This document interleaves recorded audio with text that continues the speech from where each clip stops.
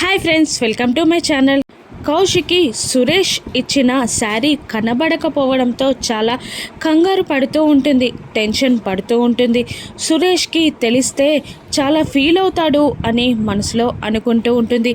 సురేష్కి ఈ విషయం ఎలా చెప్పాలా అని టెన్షన్ పడుతూ ఉంటుంది. ఇక అందరూ ఫంక్షన్ టైం అవుతూ ఉండడంతో అందరూ చక్కగా రెడీ అవుతూ ఉంటారు. కౌశికి మాత్రం బాధగా హాల్లో కూర్చొని ఉండడం చూసిన సురేష్ ఇలా అడుగుతూ ఉంటాడు, ఏమైంది కౌశికి, ఫంక్షన్కి టైం అవుతుంది కదా, ఇంకా రెడీ అవ్వలేదేంటి అని సురేష్ అడుగుతూ ఉండగా ఇక కౌశికి ఇలా అంటుంటుంది, సురేష్ నేను నీతో ఒక విషయం చెప్పాలి అని అంటుండగా, ఏంటో చెప్పు కౌశికి అని సురేష్ అంటుంటాడు. అది కాదు, నేను విషయం చెప్పాక నువ్వు చాలా బాధపడతావని నాకు తెలుసు, కానీ చెప్పక తప్పట్లేదు అని అంటూ నువ్విచ్చిన శారీ అని అనలోపే సురేష్ అక్కడ కిచెన్లో ఉన్న పని మనిషిని చూస్తాడు. ఆ పని మనిషి తనిచ్చిన శారీ కట్టుకోవడం చూసి షాక్ అవుతాడు సురేష్.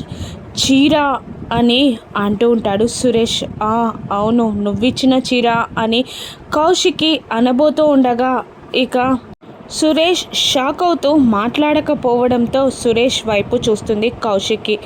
ఇక కిచెన్లో ఉన్న ఆ పని మనిషిని కూడా చూస్తుంది కౌశికి కూడా చూసి షాక్ అవుతూ ఉంటుంది. ఇదంతా చూస్తున్న వైజయంతి, నిషి, కాచి ఇలా అనుకుంటూ ఉంటారు, ఈ దెబ్బతో సురేష్ మనసు విరిగిపోవడం ఖాయం, కౌశికిని వదిలిపెట్టి ఇల్లు విడిచిపెట్టి వెళ్ళిపోవడం ఖాయం అని వాళ్ళు అనుకుంటూ ఉంటారు. ఇక సురేష్ కౌశికిని ఏమంటాడు, అపార్థం చేసుకుంటాడా లేదంటే కౌశికిని అర్థం చేసుకుంటాడా, రాను ఎపిసోడ్స్లో చూద్దాం. Thank you for watching.